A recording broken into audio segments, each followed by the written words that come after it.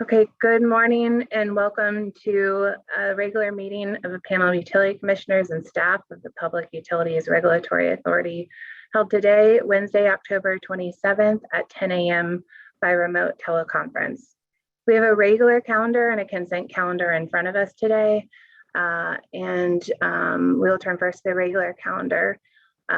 First, though, I'd like to introduce the Vice Chairman, Jack Bukowski, and Commissioner Michael Karen, and my name is Marissa Gillette, and together we are the commissioners of PURA. So I'm going to turn to the regular calendar first. The first item on the docket is docket number 17-1203 RE11, PURA's investigation into distribution system planning of the electric distribution companies. This is the track related to new rate designs and rate review. And today there's an interim decision with respect to the issue of an interim rate decrease for customers of Eversource Energy. So I'll be turning to Authority Staff Director Josh Ryer to present the decision for the panel's consideration, please. Great, thank you so much, Chairman, and good morning, Vice Chairman Bukowski and Commissioner Karen. Today's decision in Phase 2A of docket 17-1203 RE11 approves with two administrative amendments the proposed settlement agreement filed with the authority on October 1st, 2021 by the Connecticut Power and Light Company doing business as Eversource Energy, the Office of Consumer Counsel, the Office of the Attorney General, the Department of Energy and Environmental Protection, and the Connecticut Industrial Energy Consumers. On October 30th, 2020, in accordance with the Equitable Modern Grid decision and pursuant to Section 5 of Public Act 20-5, known as the Take Back Our Grid Act, the authority initiated docket 17-1203 RE11 to consider the implementation of an interim rate decrease, low income rates, and economic development tariffs. On February 3rd of 2021, the authority reopened Eversource's previous rate case proceeding and consolidated the reopened docket for administrative purposes under the current docket. Subsequently, on February 18th of 2021, the authority issued a notice that established a multi-phase proceeding. The authority later designated the interim rate decrease portion of this proceeding as Phase 2A. In a May 5th, 2021 notice, the authority indicated that it would consider in Phase 2A the implementation of reductions in Eversource's return on equity ordered in the authority's April 28th, 2021 decision in docket number 200803, investigation into electric distribution companies' preparation for and response to Tropical Storm Isaias. Pre-filed testimony was filed in Phase 2A of this proceeding on April 26th of this year, and rebuttal and supplemental pre-filed testimony was allowed and received from both Eversource and PURA's Office of Education, Outreach, and Enforcement. The authority held public hearings as part of Phase 2A on May 27th, May 28th, June 23rd, and June 24th via teleconference. On June 24th, the authority issued a notice of request for briefs for Phase 2A in which it requested arguments regarding the 90 basis point return on equity imposed on Eversource in this previously mentioned storm decision. The authority then held late file exhibit hearings on July 14th, July 15th, and August 9th, also via teleconference. On September 14th of this year, the authority issued a proposed interim decision for Phase 2A and provided an opportunity for parties and interveners to file written exceptions and to present oral arguments. On September 27th, Eversource and CIEC filed written exceptions, and the Office of the Attorney General and the OCC filed letters in lieu of written exceptions. On September 28th, Eversource notified that the authority that it reached a settlement in principle with DEEP, the Attorney General, and the Office of Consumer Counsel regarding issues noticed in Phase 2A. On October 1st, Eversource submitted a motion on behalf of the settling parties requesting the authority's review and approval of the proposed settlement agreement. The proposed settlement agreement provides $75 million in short-term rate relief, comprised of $65 million in direct customer bill credits and $10 million in funding for customer assistance programs, a waiver of Eversource's administrative appeal of the $28.4 million penalty assessed through docket 200803 RE01, and new local control measures, including a Connecticut-specific president for the Connecticut Light and Power Company. As previously noted, today's decision approves the proposed settlement agreement with two administrative adjustments. The first adjustment clarifies that the $10 million in funding for customer assistance need not be dispersed prior to December 31st, 2021, and may be distributed on or before April 30th of 2022. The second adjustment directs the new Connecticut Light and Power president to file their annual report required under term 1.4.11 of the proposed settlement agreement in docket 171203 RE11. Thank you, commissioners, for your time and attention this morning. That concludes my presentation. Thank you, Director Ryer. Is there a motion? I move adoption, Madam Chairman. Madam Chairman, I would second. Thank you. The decision has been regularly moved and seconded. I'll turn to the bench for questions or comments. Turn to my colleagues first. Commissioner Karen, or I'm sorry, Mr. Vice Chairman, whichever. Thank you, Madam Chairman. I want to commend all the parties for their work on the settlement. I know it was no small task. A lot of time and effort went into this.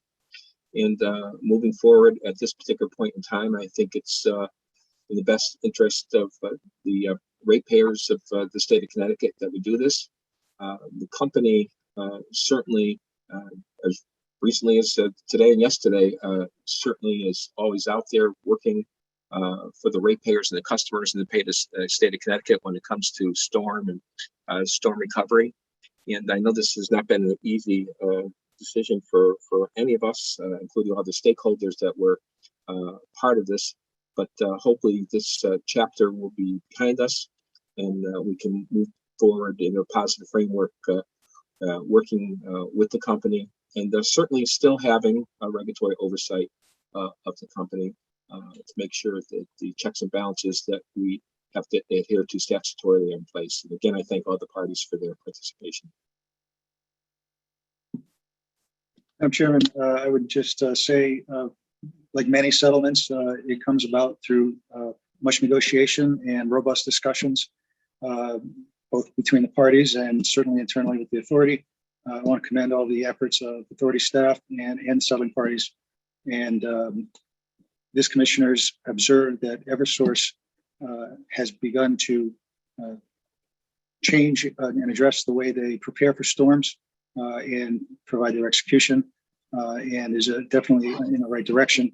And echoing the Vice Chairman's remarks, it's an opportunity for us all to move forward together. Thank you, Madam Chairman. Thank you, Mr. Vice Chairman and Mr. Commissioner. I would just want to remark briefly that I appreciate the efforts of the settling parties and the authority staff in developing the record that served as the basis for the draft decision in this case. I commend and applaud a lot of the objectives as I understand them that were embodied in the settlement. However, I'm not able to get there at this time, so I'll not be able to support the settlement today. I will be offering a brief explanation of my vote alongside issued at the same time as the majority's opinion today. So again, I applaud everyone's efforts, and I appreciate the work that went into this. And with that, we'll ask Mr. Bumpin to please take the roll. Chairman Gillette? No. Vice Chairman Bukowski? Yes. Commissioner Karen? Yes. Thank you. The item carries. So the interim decision in docket number 171203 R11 is approved. So we'll turn next to the second item on today's regular calendar, docket number 210423, the application of Aquarion Company, Aquarion Merger Company, Aquarion Water Company of Connecticut, New England Service Company, and Valley Water Systems, Inc. for approval of change of control and plan of merger. I will turn to authority staff, Ms. Piedemonte, to make the presentation for the authority's consideration, please. Thank you, Chair. Good morning, Vice Chair, Commissioner. In this docket, PURA reviewed a proposed change of control and merger transaction that will result in Valley Water Systems, Inc. being managed and operated as part of the Aquarian Water Company of Connecticut.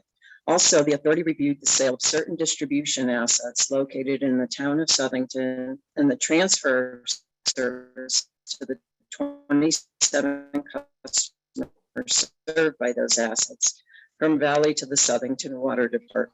Must an Aquarian Water Company of Connecticut possess the requisite financial to provide adequate and reliable service to the public. In addition, the authority must determine that the proposed transaction is in the public interest and promotes local control of the operation of the former Valley Water System Water Company. On April 30th, 2021, Aquarian Merger Company, LLC, Aquarian Water Company, Connecticut, New England Service Company, and Valley Water System submitted a joint application to the authority requesting approval of 1, a change of control of New England Service Company and its Connecticut Water Company subsidiary, Valley Water System. 2, an immediately subsequent merger of Valley with and into Aquarian Water Company, Connecticut. And 3, Valley cessation of operations as a water company. This docket was bifurcated. Part 1 was the joint proceeding portion of the docket conducted by the authority and the Department of Public Health in response to Valley's request for cessation of operations. The departments conducted a joint proceeding and issued an interim decision dated August 25th, 2021, consenting to the cessation of operations and setting forth the actions to be taken and the expenditures required. On August 4th, 2021, Valley submitted a subsequent application to the authority requesting approval of the sale of certain distribution assets and transfer of service to customers served by those assets from Valley to the Southington Water Department. The Southington asset sale was considered in conjunction with the proposed transaction. In this part 2 of the proceeding, the authority reviewed the change of control and merger and the Southington Water Department asset sale. In the proposed transaction, New England Service Company stockholders will receive 0.51208 Eversource common shares plus cash in lieu of fractional shares in exchange for each outstanding share of New England Service Company common stock. Aquarian will assume New England Service Company's current outstanding debt of approximately $10.9 million, and it will assume Valley's bank loan approved by the authority for up to $2.5 million for the construction of a new water softening treatment plant.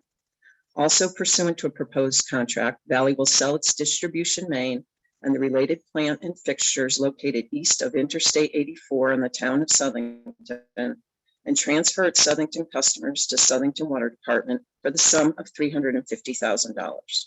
When evaluating the proposed transaction as a whole, the authority must determine if the applicants have satisfied their burden of proving the financial, technical, and managerial suitability and responsibility of Aquarian, the ability of Aquarian and Aquarian Water Company of Connecticut to provide safe, adequate, and reliable service to the public, and the public interest in the promotion of local control are served by the proposed transaction.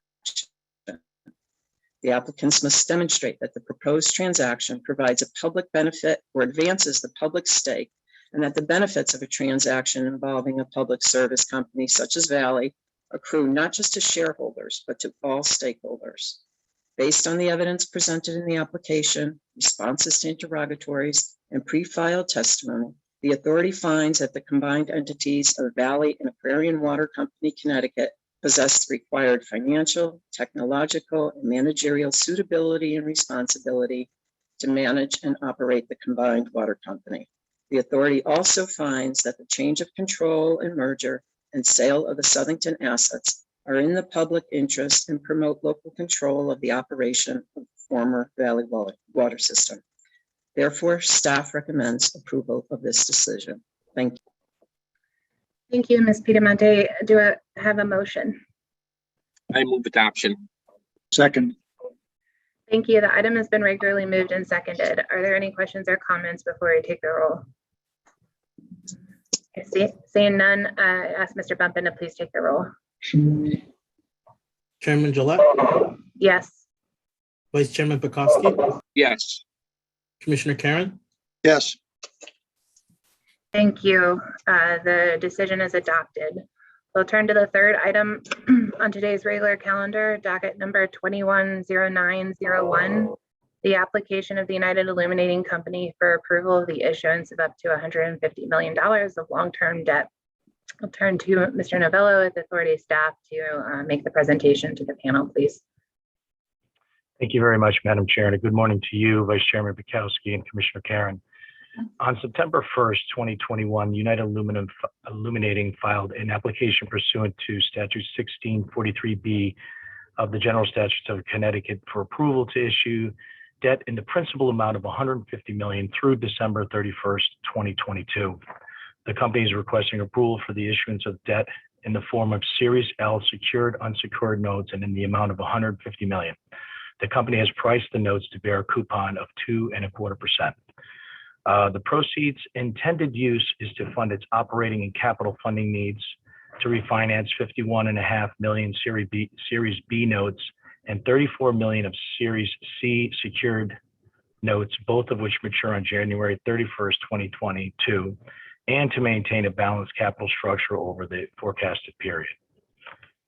The proposed financing is not intended to fund any specific ongoing business expenses. Those types of expenses of conducting business or paying taxes or dividends, are routinely funded with short-term debt to the extent that they are not paid out of the company's operating income.